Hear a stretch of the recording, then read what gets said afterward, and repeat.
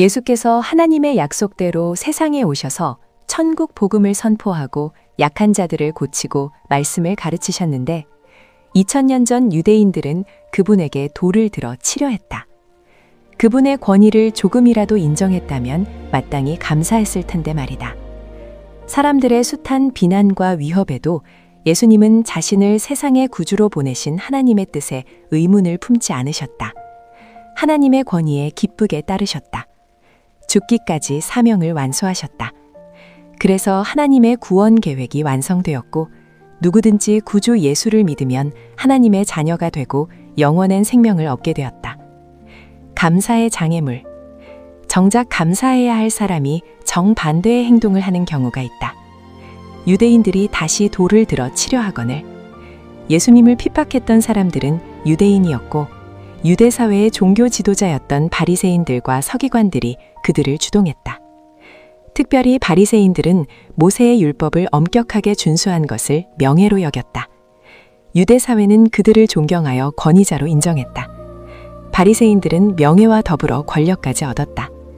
그런데 예수께서 예루살렘에 나타나 약한 사람들을 고치고 말씀을 전하면서 사람들 사이에 알려지게 되었다.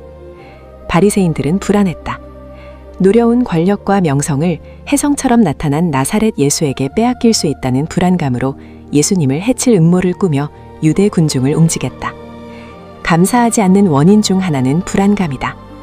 바리새인들은 불안감에 허망한 생각과 미련한 마음이 어두워져서 구주를 보내신 하나님과 구주 예수께 감사치 않았다. 하나님을 알되 하나님을 영화롭게도 아니하며 감사하지도 아니하고 오히려 그 생각이 허망하여지며 미련한 마음이 어두워졌나니 예수께서 왜 내게 돌을 던지려 하는가라 묻자 유대인들이 대답했다. 유대인들이 대답하되 선한 일로 말미암아 우리가 너를 돌로 치려는 것이 아니라 신성 모독으로 인함이니 내가 사람이 되어 자칭 하나님이라 함이로라. 예수께서 자신이 하나님과 하나라고 말씀하셨다. 자신이 아버지와 하나라는 말씀이었다. 그의 주장대로 예수님은 하나님인가? 아니면 정신 나간 청년이로 하나님을 모독한 것인가? 물을 최상급의 포도주로 바꾸신 일, 말씀으로만 바다를 잠잠케 하신 일, 나면서 소경된 사람의 눈을 뜨게 하신 일, 보리떡 5개와 물고기 2마리로 수천 명을 먹이신 일, 바다 위를 걸으신 일, 죽었던 나사로를 살리신 일, 예수께서 하나님이심을 나타내고자 기적을 행하셨다. 기적의 순간마다 유대인들은 목격자가 되었다. 예수께서 행한 일 때문에 마땅히 감사해야 할 사람들이 도리어 예수님을 비방했다. 마음속 불만은 비방하는 말로 나타나고 비방의 말은 파괴적인 행동으로 표출된다. 돌을 잡아던져 죽이려 한 행동이 비방이다. 요한복음 8장에서 위협을 받았을 때에는 숨었는데 이번에는 예수께서 자신을 변호했다. 예수께서 이르시되 너희 율법에 기록된 바 내가 너희를 신이라 하였노라 하지 아니하였느냐. 성경은 패하지 못하나니 하나님의 말씀을 받은 사람들을 신이라 하셨거든. 하물며 아버지께서 거룩하게 하사 세상에 보내신 자가 나는 하나님의 아들이라 하는 것으로 너희가 어찌 신성모독이라 하느냐. 시편 82편을 인용하셨다. 하나님은 신들의 모임 가운데에 서시며 하나님은 그들 가운데에서 재판하시느니라. 내가 말하기를 너희는 신들이며 다 지존자의 아들들이라 하였으나 신들로 번역된 히브리어는 엘로힘이다. 알다시피 이 단어는 일반적으로 한 분 하나님을 가리키고 간혹 다른 의미로도 사용된다. 시편 82편에서 신들이 가리키는 대상은 하나님이 아니다. 하나님께서 권위를 주셔서 세상을 섬기라 하신 행정 혹은 재판하는 사람들을 가리킨다. 그들을 신들이라 부르신 이유는 행정과 재판하는 사람들을 다른 사람들과 구별하기 위해서이다. 하나님께서 그들에게 주신 권위는 하나님께서 사람을 구원하듯 사람들을 섬기라고 주신 힘이다. 따라서 주어진 권위를 선하게 사용하라는 말씀이다. 유대인들은 신들의 의미를 알고 있었다. 하나님이 특별한 지위에 있는 사람들에게도 신들이라 부르셨는데 예수께서 하나님만이 하실 수 있는 일을 하면서 하나님의 아들이라고 말한 것이 하나님을 모독한 죄인가? 39절을 보면 유대인들은 예수님의 주장에 수긍하지 않고 다시금 그를 해하려 했다. 그들이 다시 예수를 잡고자 하였으나 그 손에서 벗어나 나가시니라. 감사가 실종된 신앙생활을 하고 있지 않은가? 유대인은 자녀를 키울 때 아주 어렸을 적부터 감사를 훈련한다. 큰 일이든 작은 일이든 무조건 감사하라. 원망하는 사람과는 멀리하고 감사하는 사람과 친하게 지내라. 감사를 표현하라. 감사하는 신앙인이 복된 사람이고 그러기 때문에 자녀에게 무엇보다 강조해서 가르쳐야 할 것이 감사 생활이다. 범사에 감사하는 법, 습관적으로 감사하는 법, 정기적인 감사를 가르쳐야 한다. 많이 받고도 감사를 모르는 사람과 적게 받고도 감사를 아는 사람이 있다면 하나님은 누구를 기뻐하시겠는가? 우리는 불만과 비방의 사회에 산다. 불신앙적 사고와 마음을 고치는 특효약이 감사이다. 많이 소유하려 하기보다 많이 감사하는 사람이 되길 바란다. 불안과 비방은 빠르게 퍼진다. 사람들은 이유도 모른 채 뭔가 해야 하는 강박에 빠진다. 스스로 불안하고 누군가를 비방하기로 결정했기 때문에 사실 여부가 중요치 않다. 이는 맹목적 집단 심리이다. 레밍은 북유럽 스칸디나비아 지역의 산악지대나 황야 또는 툰드라 지대에 서식하는 들주로 3, 4년마다 크게 증식하여 이동하므로 나그네주라고도 한다. 레밍이 유명해진 것은 그 폭발적인 번식력 때문이 아니라 집단 자살 때문이다. 3, 4년마다 수천, 수만 마리의 레밍이 바닷가 절벽에서 떨어져 집단 자살을 한다는 것이다.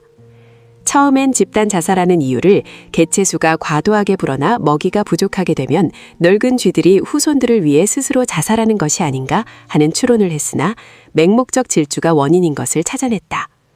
3, 4년에 한 번씩 집단으로 이동하는데 어떤 한 마리가 막연히 어느 방향으로 달리면 다른 녀석들도 무조건 달라붙어 뒤따라간다고 한다. 그런데 레밍은 곡선으로는 움직이지 못하고 직선으로만 움직이는데 속도가 매우 빠르다. 그렇게 무리지어 가다가 갑자기 벼랑이 나타나도 멈추지 못하고 낭떠러지로 떨어지고 만다. 뒤에 따라오는 녀석들도 마찬가지다. 또 한편으로는 뒤에 따라오는 녀석들이 계속 빠른 속도로 밀고 들어오기 때문에 낭떠러지 앞에 도달한 녀석이 멈추고 싶어도 뒤에서 밀고 들어오므로 정지가 불가능하다.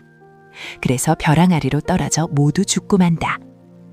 레밍처럼 맹목적으로 남을 따라 행동하는 것을 레밍 효과라 한다.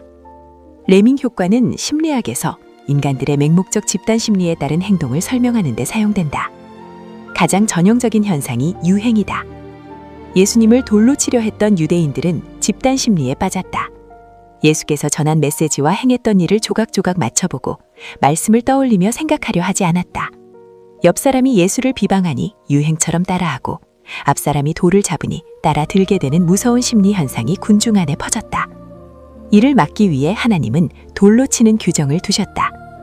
구약성경 레위기 20장과 신명기 17장을 보면 하나님을 모독하는 사람, 사회의 독버섯처럼 악을 퍼뜨리는 사람을 3가지 규정에 따라 돌로 치라 했다. 돌로 치기 위해 성 밖으로 끌고 나가야 하고 2-3 사람의 증인과 그들의 증언이 일치해야 하고 증언한 사람들이 먼저 돌을 집어 던져야 했다.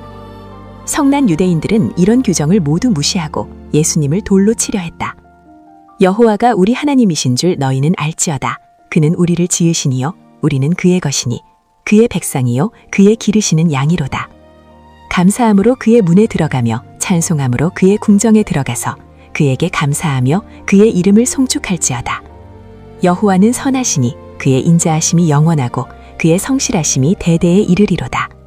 선한 권위자. 말을 파고 길을 가던 한 신사가 통나무를 운반하기 위해 땀을 흘리는 군인들을 보았다. 그 와중에 편안히 앉아 구경만 하는 젊은 장교를 보자 신사가 물었다. 당신은 같이 일하지 않습니까? 장교는 주저없이 나는 졸병이 아니고 지시하는 상관입니다. 그 말을 듣자 신사는 말에서 내려 신사복을 벗어놓고 일을 돕기 시작했다. 한참 동안 작업을 했고 많은 땀을 흘린 뒤에야 일을 마쳤다. 이마에 땀을 닦으면서 장교에게 말했다. 앞으로 무거운 물건을 운반할 일이 있거든 총사령관을 부르십시오. 그 신사가 유유히 자리를 떠나갈 즈음 장교와 병사들은 그 신사가 총사령관인 조지 워싱턴 장군임을 알게 되었다. 병사를 통솔할 권위가 장교에게 주어져 있듯 하나님은 다양한 권위자를 사회 곳곳에 두셨다. 명령만 하라고 힘을 행사하라고 주신 권위가 아니다. 질서 가운데 섬길 수 있는 자격, 그러니까 권위는 섬김의 라이센스라 할 수 있다. 환자를 볼 수 있는 권위가 의사에게, 학생을 지도할 수 있는 권위가 교사에게, 자식을 키울 권위가 부모에게 주어져 있다. 선한 권위자는 자신의 편리와 유익을 위해 힘을 사용하지 않는다. 예수께서는 몸소 행함으로 선한 권위자의 본을 보여주셨다. 만일 내가 내 아버지의 일을 행하지 아니하거든 나를 믿지 말려니와 내가 행하거든 나를 믿지 아니할지라도 그 일은 믿으라. 그러면 너희가 아버지께서 내 안에 계시고 내가 아버지 안에 있음을 깨달아 알리라 하시니. 미국인들이 가장 존경하는 대통령 하면 단연 아브라함 링컨이다.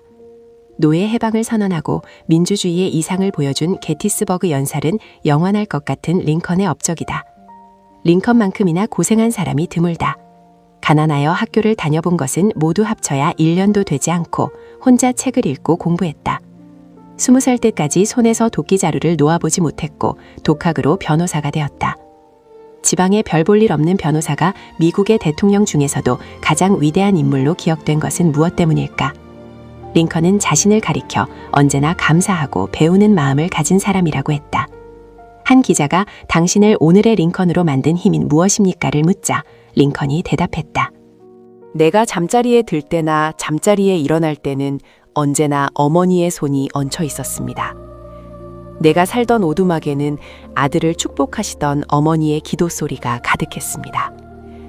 내가 선거에서 수없이 떨어질 때 나를 위로하고 다시 일어서게 한 힘 또한 어머니의 축복 기도였습니다. 그 기도가 지금 대통령으로 막중한 일을 하는 이 순간에도 제 귓가를 떠나지 않습니다. 감사와 권위가 실종된 사회에서 당신은 감사를 키우는 사람인가? 권위를 선하게 사용하는가?